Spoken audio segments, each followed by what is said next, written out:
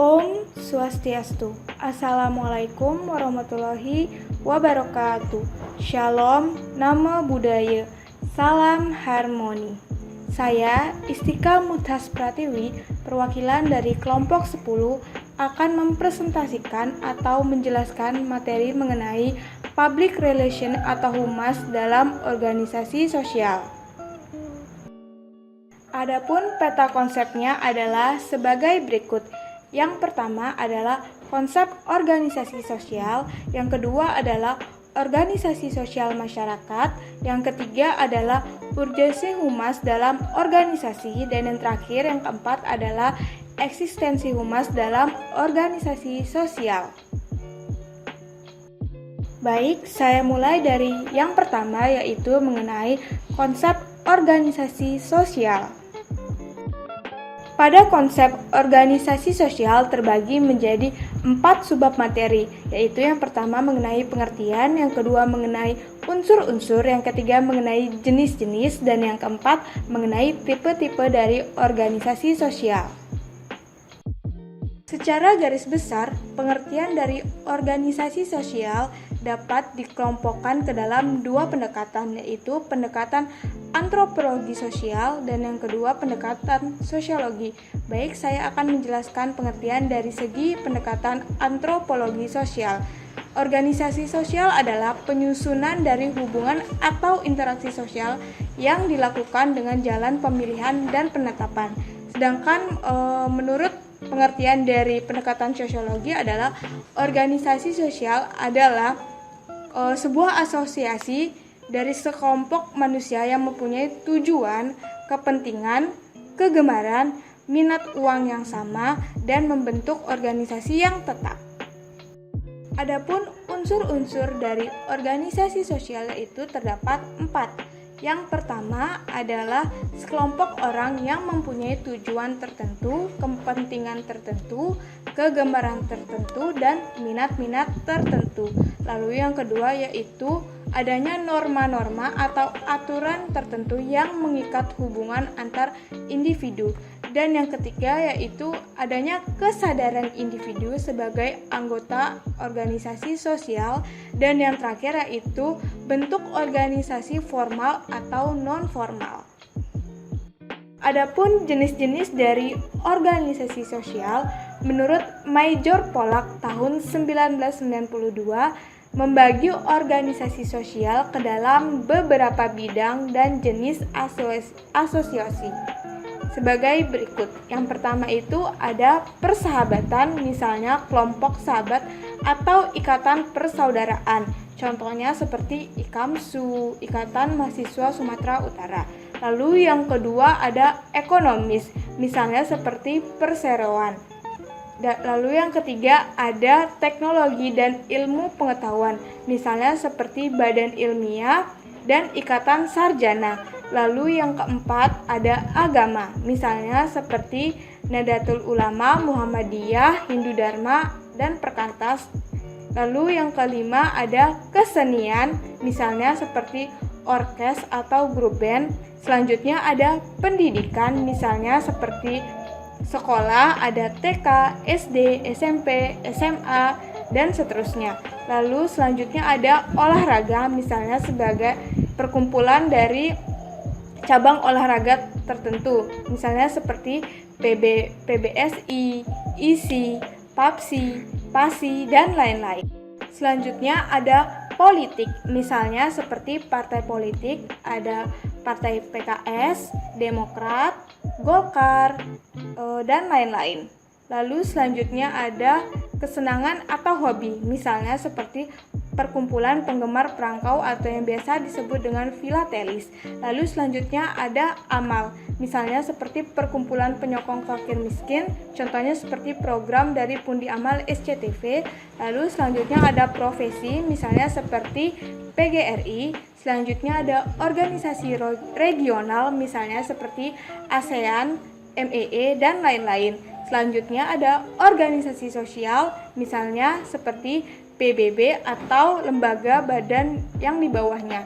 Lalu selanjutnya ada organisasi militer atau fakta pertahanan, misalnya seperti NATO.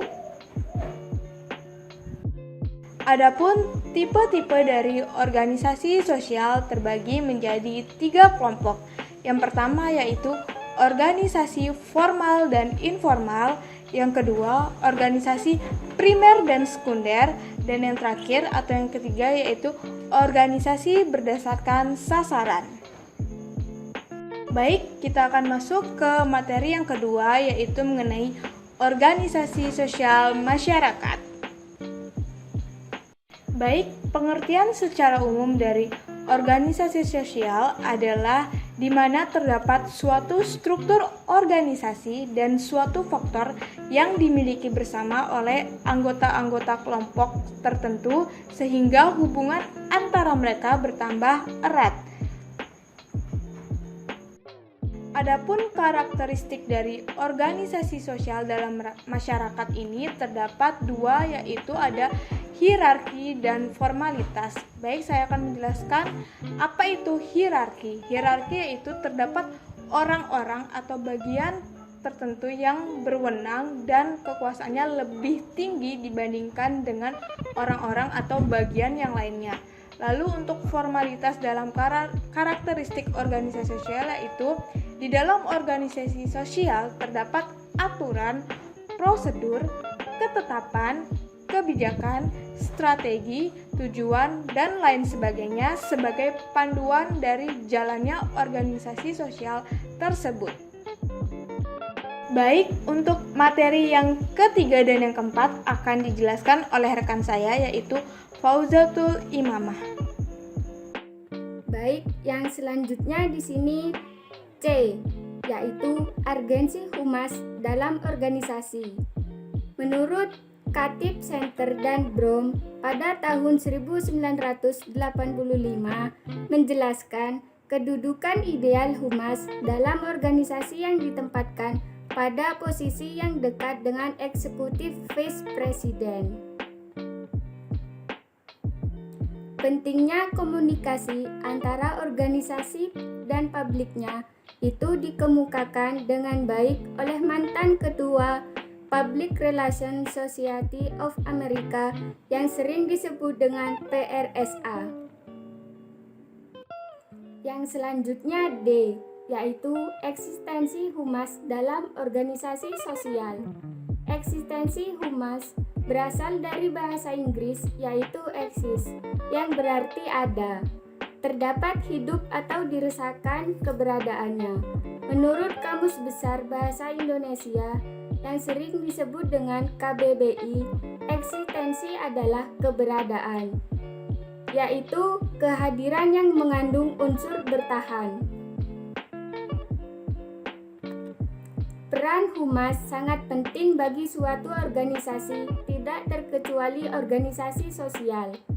Menurut Baskin dan Aronoff pada tahun 1997 mengatakan bahwa salah satu kegiatan utama organisasi sosial diantaranya yaitu